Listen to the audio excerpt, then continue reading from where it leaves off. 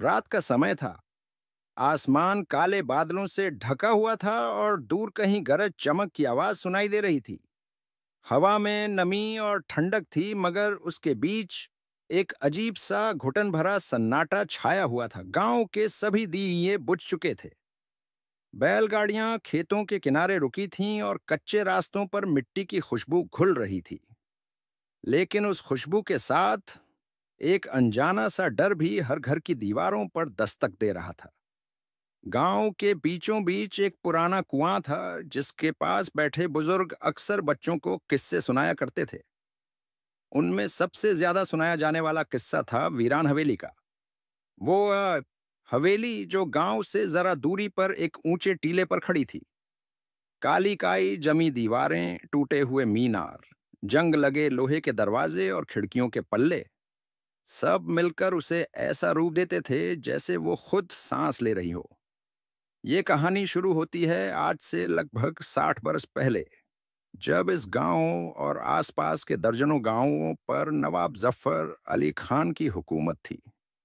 नवाब का कद 6 फुट से ज्यादा, चेहरा चौड़ा और आंखें तेज। लेकिन सबसे खौफनाक चीज उसकी फितरत थी। वो जालिम, खुद पसंद और बदला लेने में हद से गुजर जाने वाला इंसान था। उसकी एक बात मशहूर थी, दुश्मन का खात्मा उसके खून से नहीं, उसकी नस्ल से होता है। नवाब के महल में सोने चांदी की कमी न थी, मगर उसका दिल अंधेरा था। शाही दरबार में हर वक्त तलवारों की झंकार, बाजों की धुन और गुलामों की चाल गूंजती थी।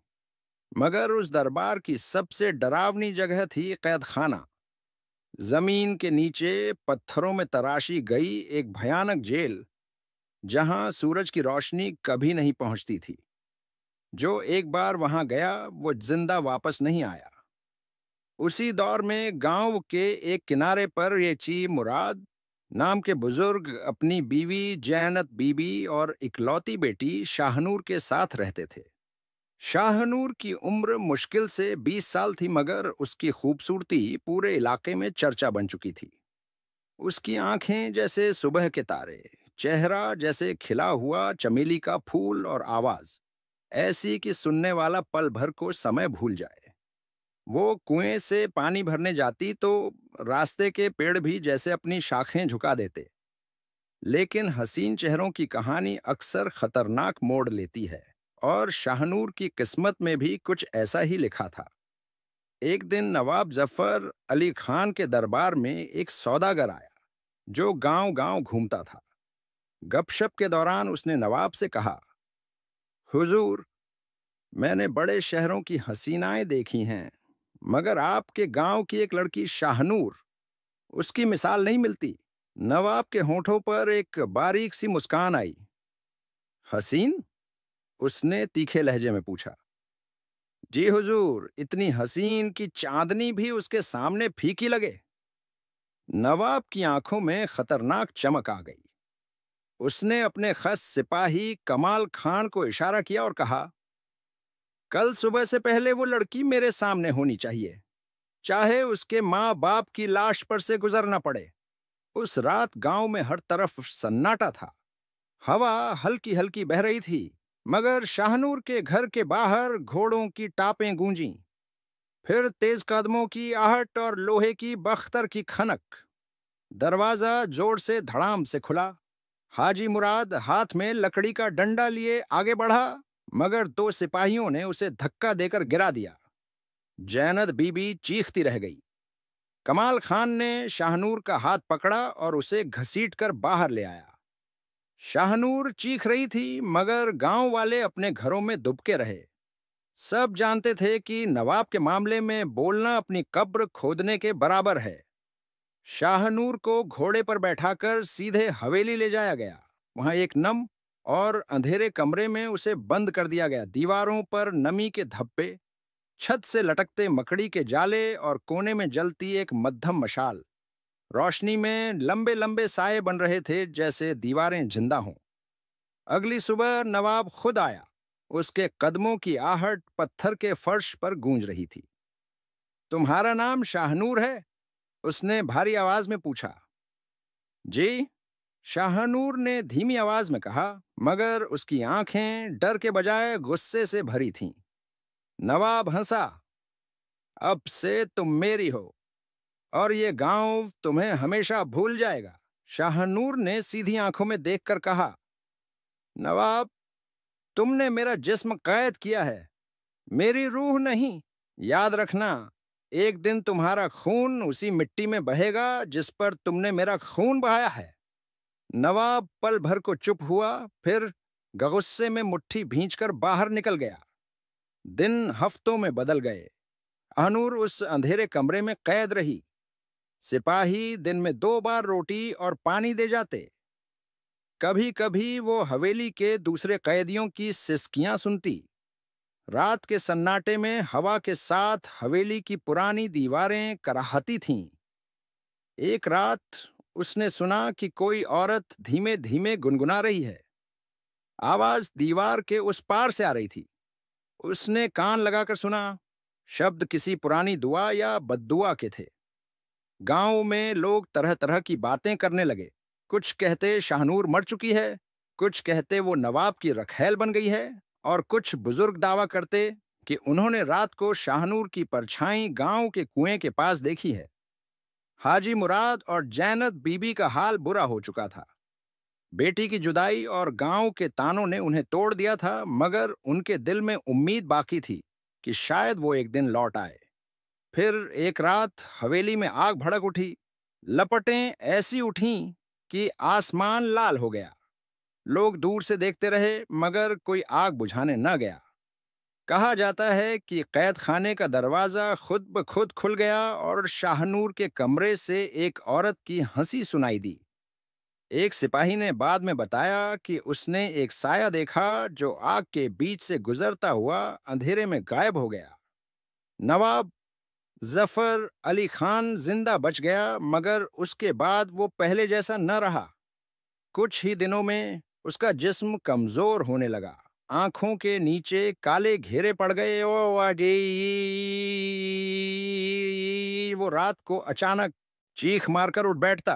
वो बड़बड़ाता, वो आती है, वो मेरी तरफ बढ़ती है, उसके हाथों में आग है।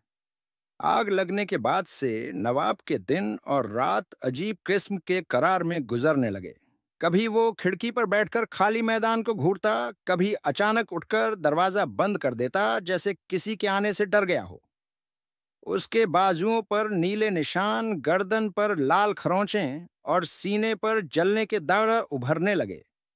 हकीमों ने कहा, ये कोई बीमारी नहीं, ये असर है। मगर किसका असर? एक रात उसका वजीर खास हाकिम मीर फजल उसके पास आया। हुजूर, ये सब वहम है। आपकी आंखों के सामने कोई नहीं आता। ये सब दिमाग का धोखा है। नवाब ने धीमी आवाज में कहा, वहम वो हर रात मेरे बिस्तर के पास खड़ी होती है। शाहनूर, उसकी आंखों में लाल रोशनी है और वो कहती है, वक्त आ गया है। गांव वाले भी महसूस करने लगे कि कुछ बदल गया है। रात को अजीब आवाजें सुनाई देती। कभी किसी औरत की धीमी सिसकी, कभी हंसी जो धीरे धीरे पास आती। एक दिन 2 चरवाहे हवेली के पास बकरियां चरा रहे थे। उन्होंने देखा कि एक खिड़की का पल्ला खुद ब खुद खुला और अंदर से एक हाथ बाहर निकला। बिल्कुल काला, नाखून लंबे और उंगलियों पर खून की बूंदें। दोनों चरवाहे चीख कर भागे। एक तो होश में आ गया, मगर दूसरा कुछ ही दिन में मर गया। नवाब ने शायद सोचा कि ये सब भूलने का तरीका जश्न मनाना है। उसने बड़े बेटे शमसुद्दीन की शादी तय कर दी। शाही दरबार में हाथी, घोड़े, ढोल और नाच गाने का शोर मच गया।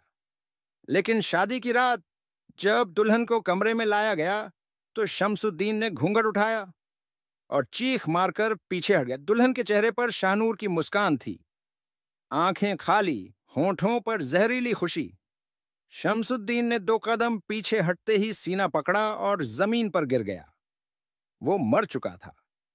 दुल्हन का अस्तित्व पलों में गायब हो गया, जैसे कभी आई ही न हो। कमरे में बस एक खुशबू रह गई, जलती लकड़ी और चमेली की मिली जुली खुशबू। शादी के बाद महल में एक खामोश खौफ छा गया। सिपाही रात को पहरा देते हुए गायब हो जाते। जो बच जाते उनकी हालत पागलों जैसी हो जाती। एक सिपाही को पकड़कर लाया गया। वो कांप रहा था और बार बार कह रहा था, वो कैद खाने में है, हमें बुला रही है, मैंने उसके हाथों में आग देखी। नवाब की दूसरी बीवी बेगम सलीमा एक सुबह कमरे में मरी पाई गई। उसका चेहरा डर से जमी हुई मोम की तरह था और हाथ में एक टूटी चूड़ी थी। चूड़ी पर नवाब के खानदान का निशान था, मगर खून से तर। एक रात गांव का पुराना नौकर बाबा करमदीन, जो नवाब के बाप के जमाने से हवेली में काम करता था, गांव के बुजुर्गों के पास आया।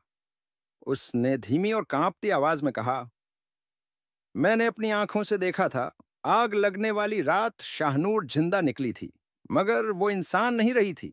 उसके बाल खुले, आंखों में लाल रोशनी और हाथ जल रहे थे। उसने मुझसे कहा था, तुम्हारे बेटे, तुम्हारी बीवियां, तुम्हारी नस्ल सब मेरे कर्जदार हैं, मैं वापस आऊंगी। उस रात आसमान पर बादल छा गए। गरज चमक के साथ बारिश शुरू हुई। नवाब अपने कमरे में अकेला था, दरवाजा अंदर से बंद। अचानक कमरे का दिया बुझ गया। ठंडी हवा का झोंका आया और उस हवा के साथ एक खुशबू, जलती लकड़ी और चमेली की। नवाब ने कांपते हुए कहा, शाहनूर, मुझे माफ कर दो, मैं तुम्हें आजाद कर दूंगा। एक धीमी हंसी सुनाई दी। कमरे के कोने में वो खड़ी थी, सफेद लिबास मगर दामन जला हुआ, आंखों में धधकती आग। तुमने मुझे कैद किया, मेरी रूह को जलाया, अब तुम आजाद होगे, हमेशा के लिए। नवाब के गले पर दो काले हाथ लिपटे। उसकी चीख तूफान में दब गई। अगली सुबह नवाब की लाश तख्त पर बैठी मिली। आंखें खुली हुईं, चेहरे पर दहशत और गर्दन पर जलने के निशान। खानदान के बाकी लोग एक एक कर रहस्यमयी हालात में मर गए या लापता हो गए। हवेली खाली हो गई, मगर गांव वालों ने उसके करीब जाना छोड़ दिया। कहते हैं कि अंधेरी रातों में वहां अब भी शाहनूर का गीत सुनाई देता है, वही गीत जो धीरे धीरे चीख में बदल जाता है। ये कहानी सिर्फ एक औरत के इंतकाम की नहीं, बल्कि एक सबक है। जुल्म का कर्ज देर से सही, मगर चुकाया जरूर जाता है। और जब कर्ज खून का उबे ये हो, ए मोना बे